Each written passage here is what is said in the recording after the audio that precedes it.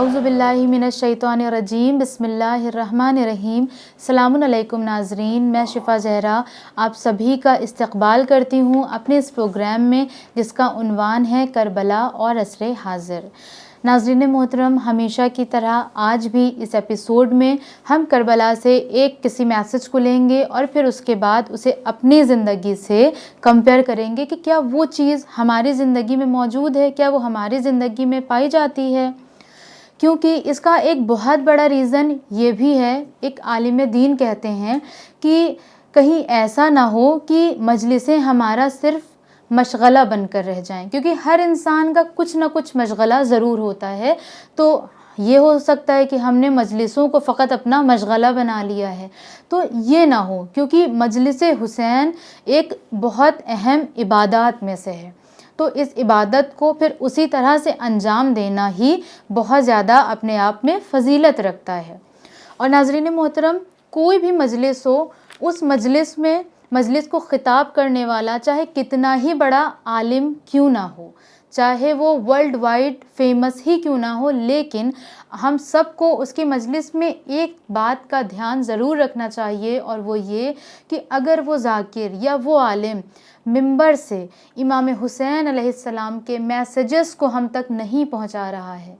امر بالمعروف اور نہی عن المنکر کی بات نہیں کر رہا ہے، تو پھر وہ مجلس کمپلیٹ مجلس نہیں ہے، ہم تک صحیح چیزیں ڈیلیور نہیں کی جا رہی ہیں۔ امام کی فضیلتیں پڑھنا، فضائل پڑھنا یہ غلط نہیں ہے، میں نہیں کہتی ہوں کہ پوری مجلس A to Z امر بالمعروف اور تبلیغی مجلس ہو، لیکن کم از کم مجلس کا کچھ حصہ ایسا ہو کہ جس میں ہم اپنی قوم کو، ہم اپنی عوام کو وہ باتیں بتا سکیں جو ہمارے امام چاہتے ہیں کہ ہماری قوم یہ کرے۔ جو امام نے کربلا میں قربانیاں دیں، جس وجہ سے دیں، وہ امام چاہتے ہیں کہ وہ تمام وجوہات کو ہماری قوم، ہماری امت، ہماری عوام جانے اور اس کو عملی جامہ پہنائے۔ تو اگر کوئی بھی شخص ہمیں وہ باتیں جو امام کا اصل مقصد ہے وہ ہم تک نہیں پہنچا رہا ہے، تو پھر ایسی مجلسوں میں ہمیں اویئر رہنے کی ضرورت ہے، اور اس کو یہ بتانے کی ضرورت ہے کہ فقط ہمیں فضائل نہ بتائیں، ہم فضائل جانتے ہیں۔ کیونکہ منبر کا مطلب کیا ہوتا ہے؟ آپ دیکھیں رسول اللہ جب بھی خطبہ دیتے تھے تو وہ کیا بیان کرتے تھے؟ اپنی فضیلتیں بیان کرتے تھے، امام علی کی فضیلتیں بیان کرتے تھے، بیان کی ہیں انہوں نے، ایسا نہیں کہ انہوں نے بیان نہیں کی ہیں، لیکن یہ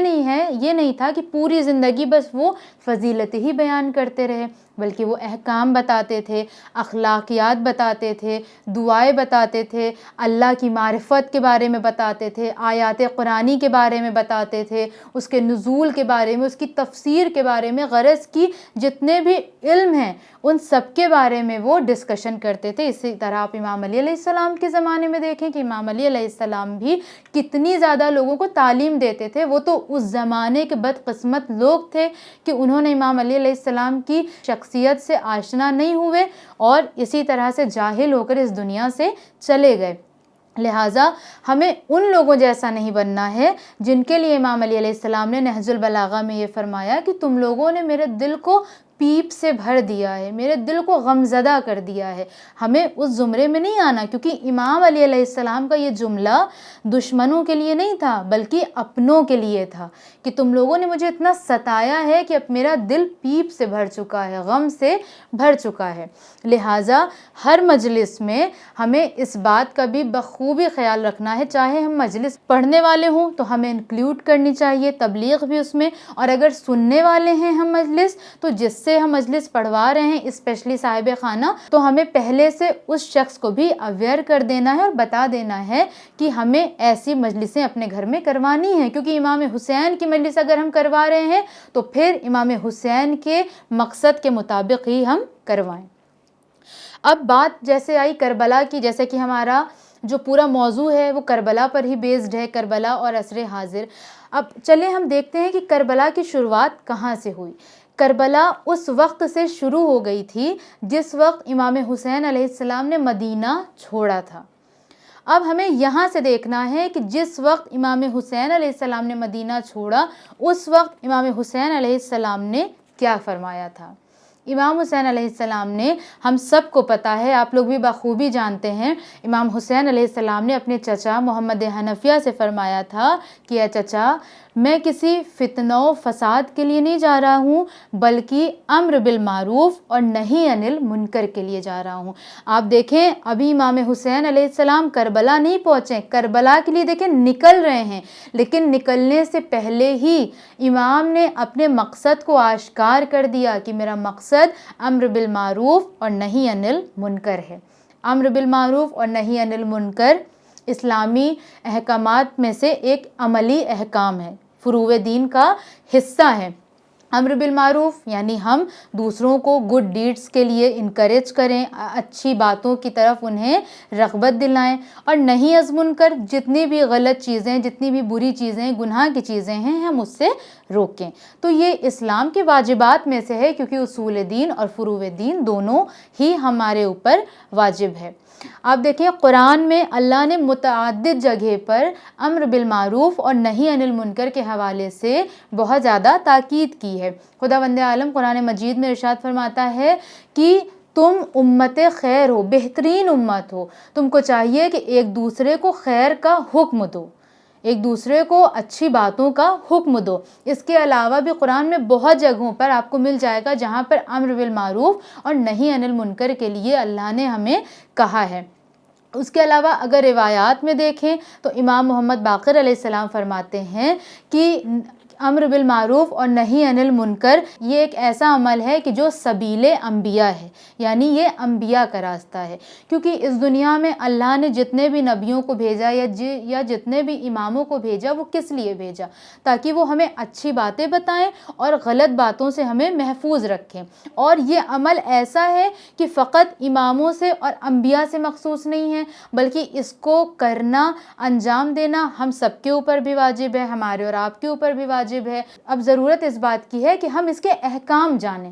کہ امر بالمعروف اور نہی عن المنکر ہمیں کرنا کیسے، ہمیں اس کو انجام کیسے دینا ہے۔ کیونکہ آپ دیکھیں بہت سے لوگ اس دنیا میں ایسے ہوتے ہیں جو دوسروں کو گڈ ڈیڈز کرنے کے لیے انکریج تو کرتے ہیں، لیکن کبھی کبھی ان کا یہ انکریج کرنا ایک بغض کا سبب بن جاتا ہے جس کو وہ انکریج کر رہے ہیں۔ اور کس علت کے سبب؟ اس لیے کیونکہ وہ چار لوگوں کے سامنے بیٹھ کر اس کو کہتے ہیں کہ تم یہ کام نہیں کرتے، مثال کے طور پر تم نماز نہیں پڑھتے، تمہیں نماز پڑھنا چاہیے، تمہیں نہیں پتہ نماز مومن کی معراج ہے، اسلام کا ایک محکم ستون ہے۔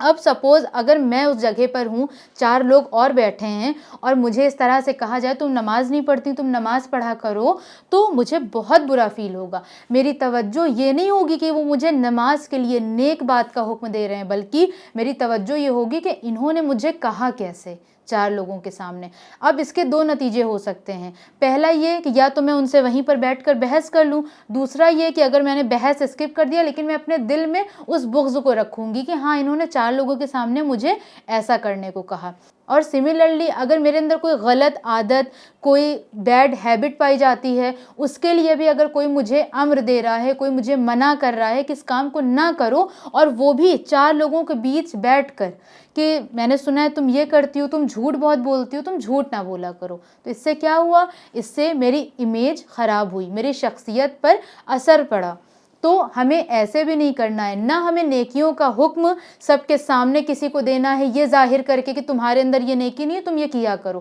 نہ بدی سے چار لوگوں کے سامنے روکنا ہے، بلکہ رسول اللہ صلی اللہ علیہ وآلہ وسلم نے بھی فرمایا کہ اگر کسی کو نصیحت کرنی ہے تو اسے تنہائی میں نصیحت کرو۔